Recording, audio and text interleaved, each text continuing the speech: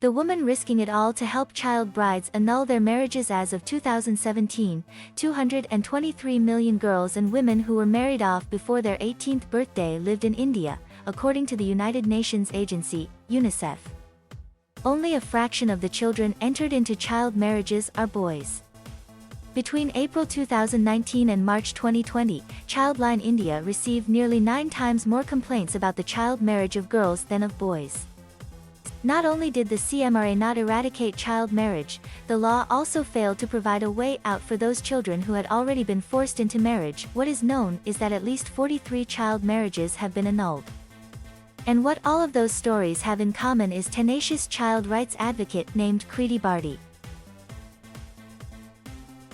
Married off at 1 in March 2012, she met 18-year-old Lakshmi Sargara. Bharti, whose surname means India's daughter in Hindi, was 24 at the time and had just formally registered her organization, Sarti Trust.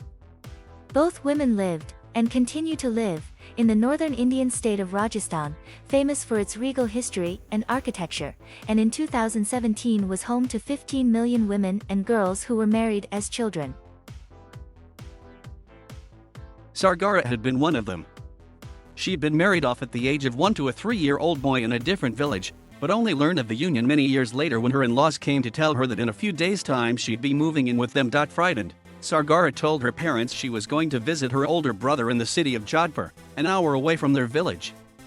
With his help, they reached out to Bharti, who was a social worker then with a reputation for helping child marriage victims delay their gauna. When Lakshmi approached me, she wanted something permanent, and she didn't want a divorce for a marriage that she never consented to, Bharti recalls. After poring over hundreds of judgments and legal documents, we finally realized that there is a provision of annulment that she could use. We were using a law that no one had used before, that courts themselves did not know about, Bharti continues. Today when we file a case it's much easier, but back then we were setting the precedent. Confronting tradition 3 years after that historic first annulment, Bharti met Santa Devi. Devi grew up in Rohichukalan, a village 2 hours from Jodhpur. People here are farmers or make handicrafts and furniture. After her uncle died, Devi was married in a Mausar ceremony at just 11 months to a boy who was 10 at the time. Like Sargara, she would continue to be raised by her parents.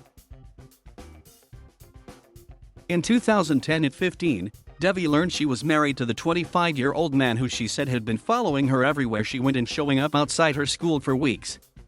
It was only when she told her father about him that she learned of her fate. "This is what our elders have always done," Devi recalls him saying. "Back then I couldn't speak up, I didn't even know Hindi, I had never even left my village.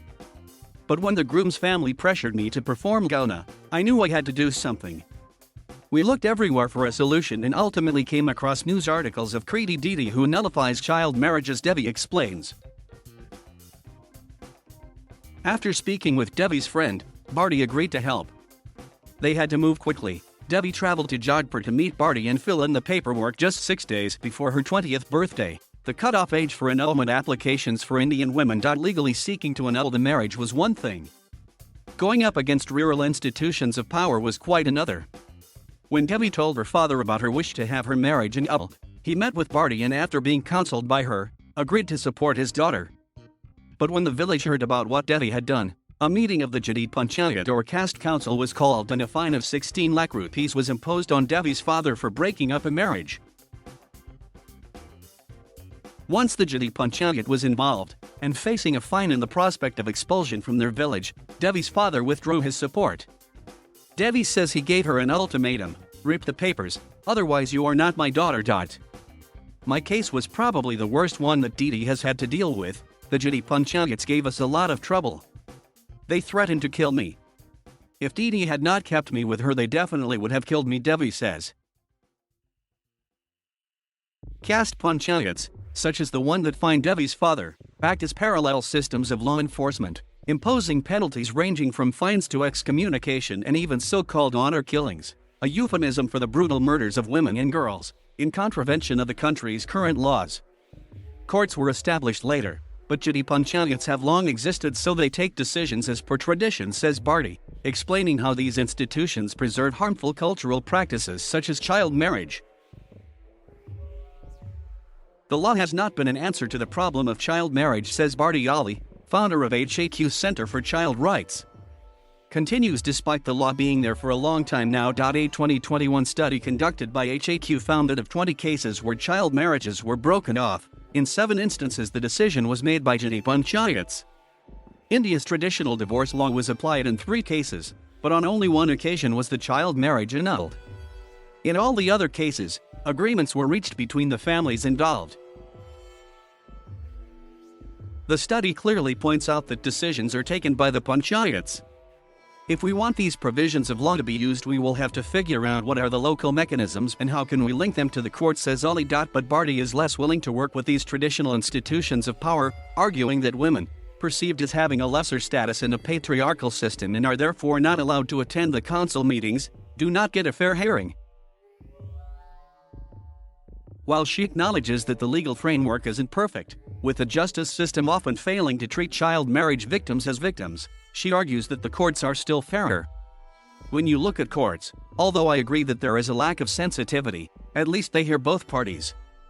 Jati Panchayats listen to the one who holds greater weight in society and they promote child marriage, so we don't want to create a bridge with them, she says. What gives the panchayat power to make rulings as it does on child marriage is the fact that the customary practice remains largely acceptable, as Ali puts it, in vast swathes of urban and rural India. Everyone belongs to a certain community. They carry a social identity with them, so they first look at the interests of the community and then any other cause, she adds.